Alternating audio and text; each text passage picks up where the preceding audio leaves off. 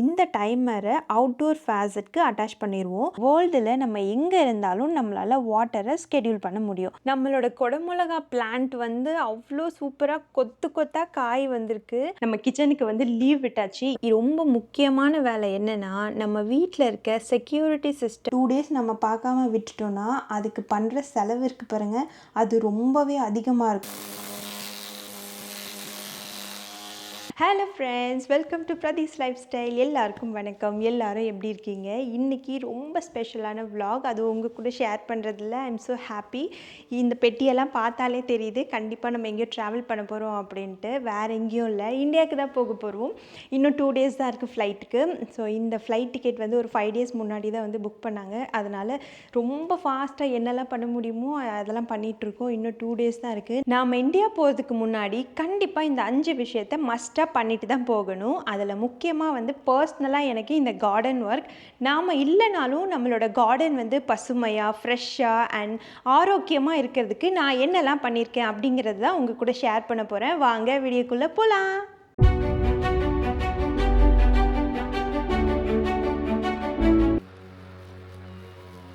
First வெளியிலேருந்து start பண்ணுவோம். இங்கே பேக்யார்டில் பார்த்திங்கன்னா அவ்வளோ கிராஸ் இருக்குது. எல்லாத்தையும் நம்ம மூவ் பண்ணிகிட்டு இருக்கோம். இங்கே இருக்கிற கிராஸை கட் பண்ணுறதுக்கு தனியாக சர்வீஸ் பீப்புளும் இருக்காங்க. அவங்களுக்கு பே பண்ணால் மந்த்லி ட்வைஸ் நம்ம கிராஸ் எல்லாம் மூவ் பண்ணிட்டு போயிடுவாங்க. ஆனால் நம்ம வீட்டில் பார்த்திங்கன்னா மூவிங் மிஷின் வாங்கி நாமளே கட் பண்ணிகிட்டு இருக்கோம். அது எங்களுக்கு கம்ஃபர்டபுளாகவும் இருக்குது. ஸோ இதனால் நம்ம காஸ்ட்டும் சேவ் பண்ணலாம் அண்ட் நமக்கு எப்போல்லாம் புல் கட் பண்ணணுன்னு தோணுதோ அப்போல்லாம் கட் பண்ணிக்கலாம்.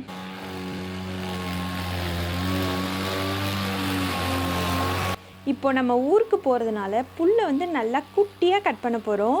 இப்படி கட் பண்ணால் தான் நம்ம ரிட்டன் வர வரைக்கும் புல் நிறைய வளராமல் இருக்கும்.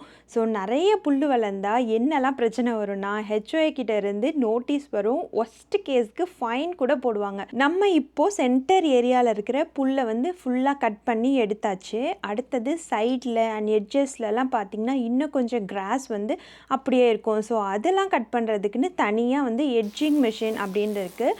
அதை வச்சு நம்ம சைடில் இருக்கிற கிராஸ் எல்லாத்தையும் ட்ரிம் பண்ணி எடுக்க போகிறோம்.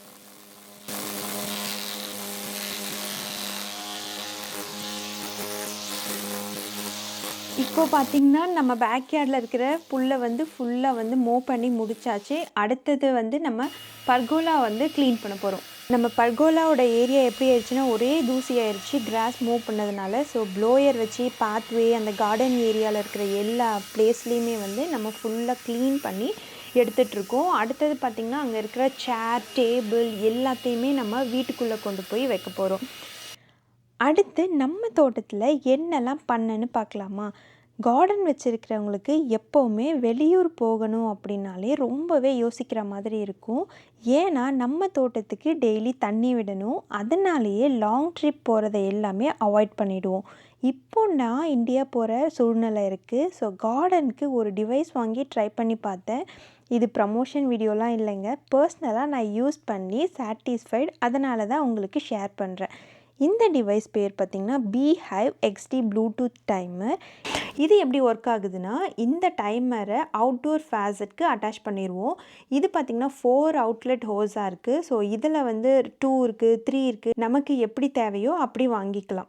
எனக்கு 4 அவுட்லெட் ஹோஸ் தேவைப்பட்டுச்சு. நான் ஏன் அதை சூஸ் பண்ணேன்னா, எனக்கு லானுக்கு தனியாக, வெஜிடபிள் கார்டன் ஒன்றுக்கு தனித்தனியாக அண்ட் ஃப்ரண்ட் யார்டுக்கு அப்படின்னு சொல்லிட்டு நான் செப்ரேட்டாக வாங்கியிருக்கேன்.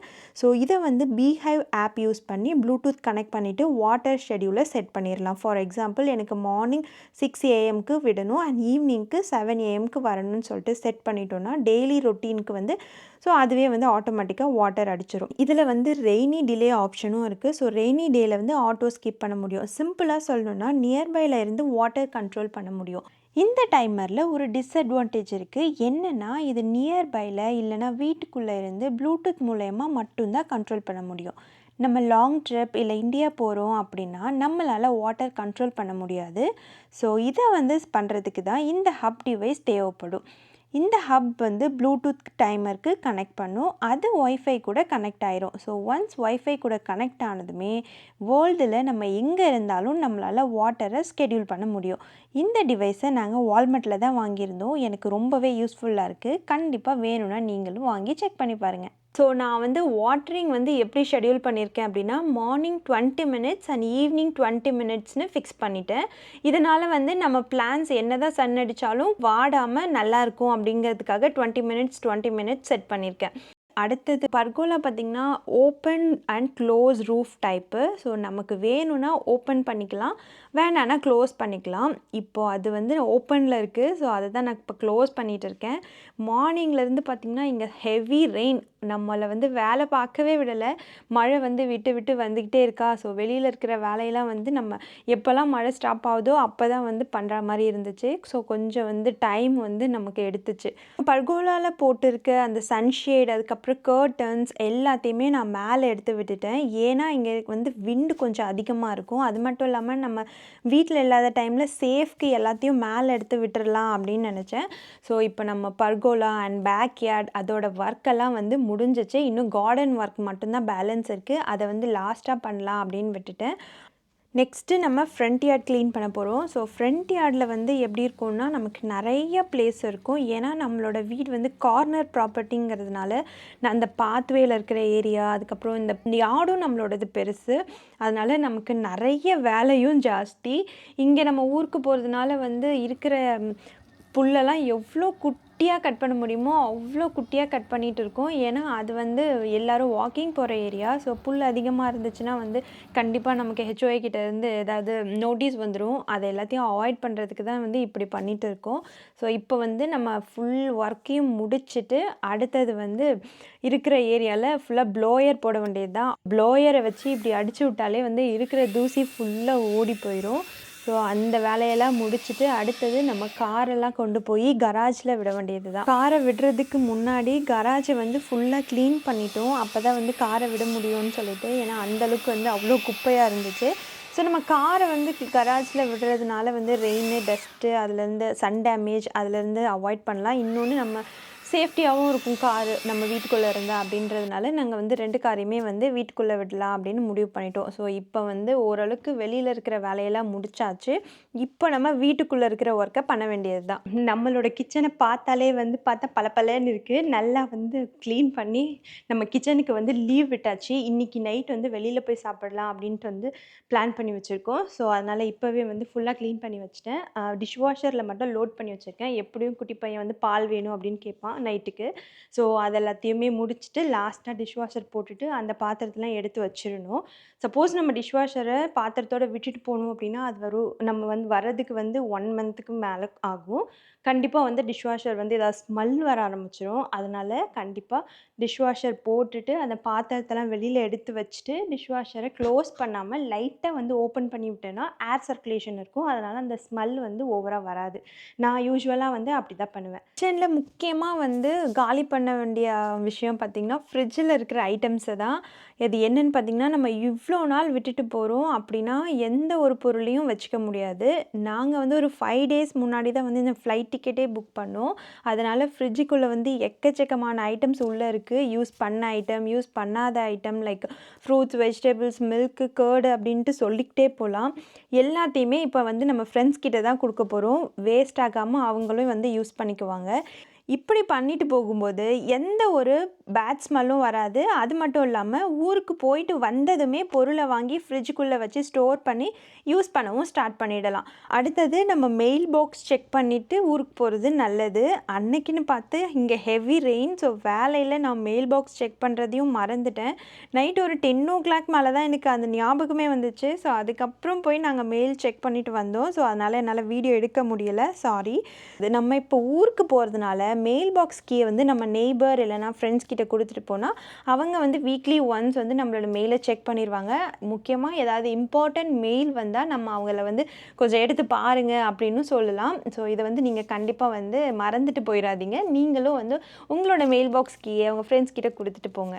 இப்போ நம்ம பண்ணோம் இல்லையா, அந்த வேலையெல்லாம் தாண்டி ரொம்ப முக்கியமான வேலை என்னென்னா, நம்ம வீட்டில் இருக்க செக்யூரிட்டி சிஸ்டம் எல்லாமே ப்ராப்பராக ஒர்க்கிங் கண்டிஷனில் இருக்கான்னு செக் பண்ணணும். இங்கே இருக்க எல்லா வீட்லேயும் செக்யூரிட்டி சிஸ்டம் இருக்கும் தான். பட் நம்ம ஊருக்கு போகிறதுக்கு முன்னாடி என்ன செக் பண்ணணும்னா, கேமராஸ் எல்லாமே கரெக்டாக ஒர்க் ஆகுதா, இல்லைனா வந்து எல்லாமே வந்து கரெக்டான ஆங்கிளில் இருக்கான்னு செக் பண்ணணும். அது மட்டும் இல்லாமல் எல்லாத்துலேயும் ஃபுல்லாக பேட்ரி இருக்கான்னு செக் பண்ணிக்கோங்க. பேட்ரி இல்லைன்னா ஃபுல் பேட்ரி போட்டு வச்சுருங்க. அடுத்தது fire alarm and smoke alarm, அதுவும் வந்து கரெக்டாக ஒர்க் ஆகுதான்னு செக் பண்ணிக்கிறது ரொம்பவே நல்லது.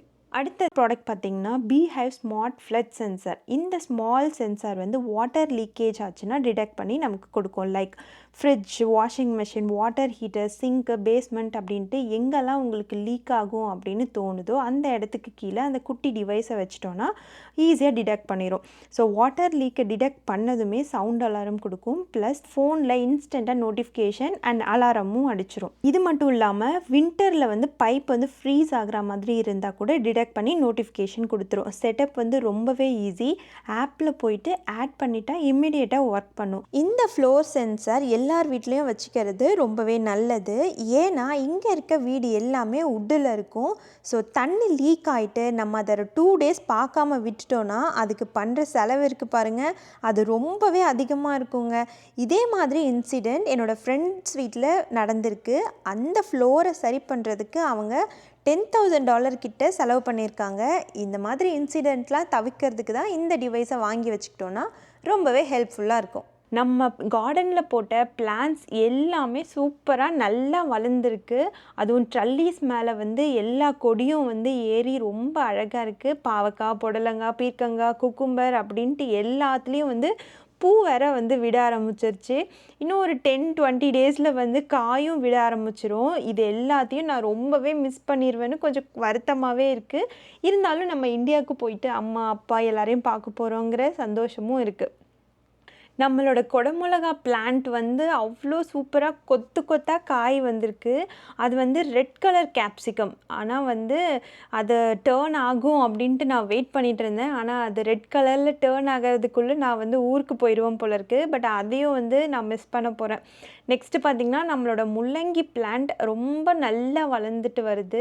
இப்போ தான் வந்து குட்டியாக ஒயிட் கலரில் முள்ளங்கி வந்து நமக்கு விசிபிளாக தெரியுது. இன்னும் ஒரு 1 வீக்கில் வந்து அறுவடை பண்ண முடியும்னு நினைக்கிறேன்.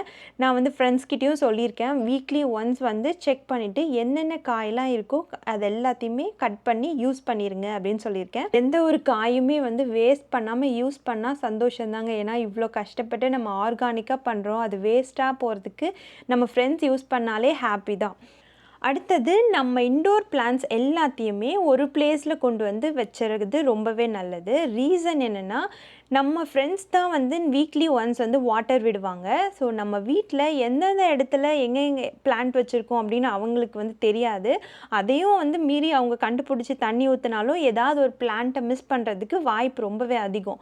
ஸோ அதை எல்லாத்தையுமே வந்து தவிர்க்கிறதுக்கு நம்ம எல்லாத்தையும் கொண்டு வந்து சேம் பிளேஸில் அரேஞ்ச் பண்ணி வச்சிட்டோன்னா அவங்களுக்கு தண்ணி ஊற்றுறதுக்கு அண்ட் கேர் பண்ணுறதுக்கு ரொம்பவே ஈஸியாக இருக்கும்.